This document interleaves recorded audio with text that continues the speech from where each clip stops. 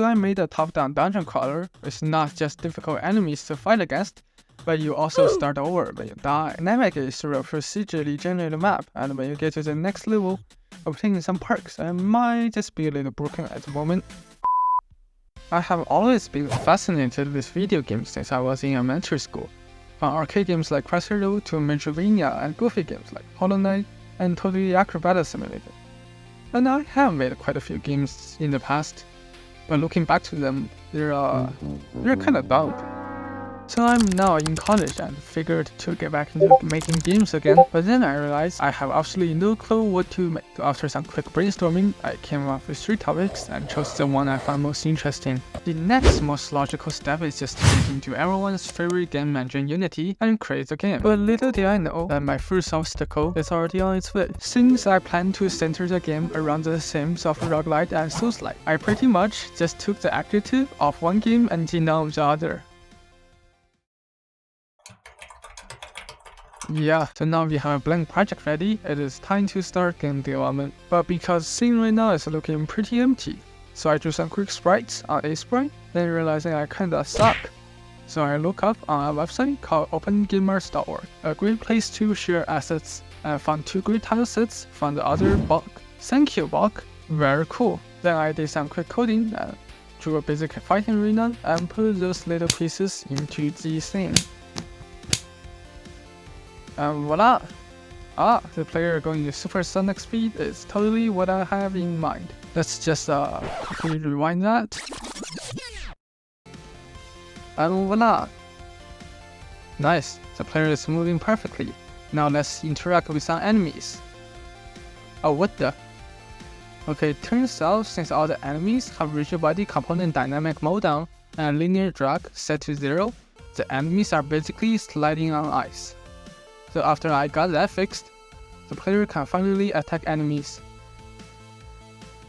Nice, but what's the fun in that if enemies can't even fight back? So I added a weapon for the enemies and started working on the enemy AI.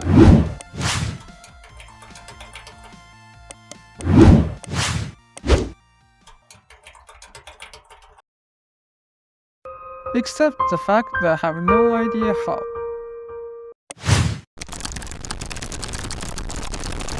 I stumbled upon this great YouTube video by Spectrum Graves, and it solved absolutely all my problems. Thank you, Spectrum Graves. The demo started pretty well, so the next logical step is to work on setting up the environment. In a typical game development pipeline that I have simplified, after we start with an idea, we work on the gameplay, which I just did. It isn't that great, but at least we have something to work with. Then it's setting up the environment. Depending on the genre of the game one is working with, it could be a level design, terrain generation, or in my case, creating the dungeon rooms. And finally, we have post-processing. All the fancy visual graphics and sound effect tricks can be applied here. Can we have a Hollow Knight Matrix Lord boss fight? We have Hollow Knight Matrix Lord boss fight at home. Hollow Knight Matrix Lord boss fight at home. Okay, now do Sisters of Battle and have them flash and roll a bit more. WW. That means, aha! What a nice pixel game demo Unity itself got over here. What a nice pew pew pew graphics. Let me just open up the folder file location and 50 your graphics are not my property. Wow, the lighting system in this game is awesome.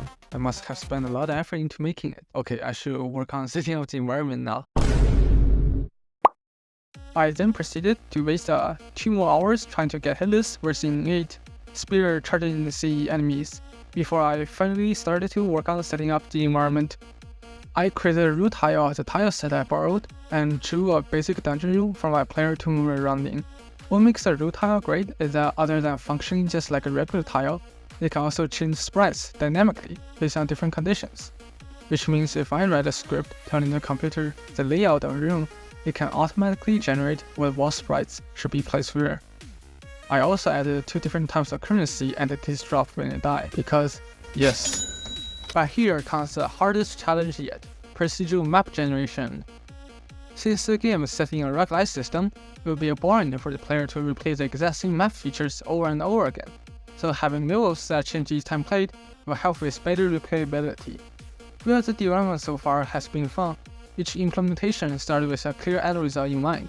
However, for creating a map generation algorithm, there's like a million different algorithms out there, and I'm not even sure what I want it to look like. Though one thing for sure is that I do want the design algorithm to fulfill two requirements. First, the algorithm can incorporate handmade dungeon rooms like shops and bosses, so it will be able to integrate special rooms handmade easily. Second, make the journey from one room to another also satisfying. If a map gets too big with 10 plus rooms, then 90% of the journey is just walking from one room to another. If this part is not fun enough, then the entire game is not going to be enjoyable to play with. So with this in mind, I searched up a bunch of precision map generation algorithms and came across this blog post by the Picasso developers. They also had similar problems, and the way they tackled it is to use a selection of hand-designed level chunks, each part having their entrance and exits labeled. Level chunks where their entrance and exit connect can be drawn into one. Then all is left is the algorithm to just select some pieces of those level chunks and stitch them up together. I looked at this idea and thought to myself, it's pretty good. One way to do it is to use professional tools like DaVinci developers, or do it the dumb way by designing everything in Unity alone.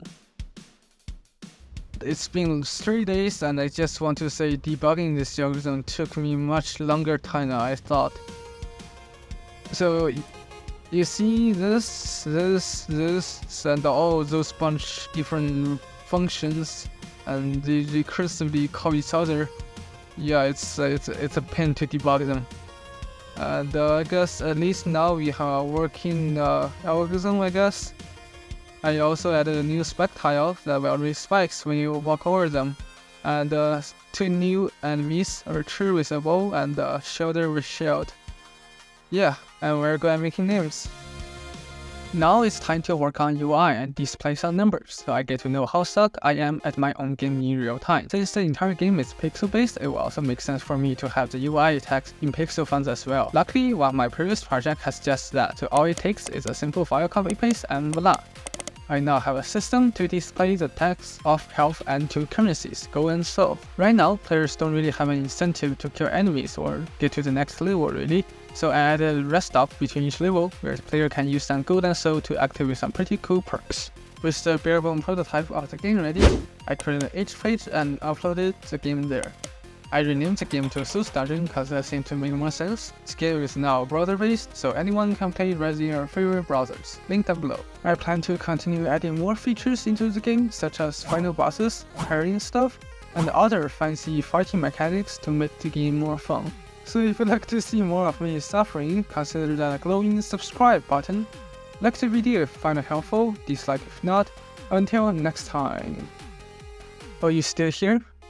This is my first time editing a video, and boy, did it take longer to edit a video than to make a game. I think I just got newfound respect for all the content creators out there.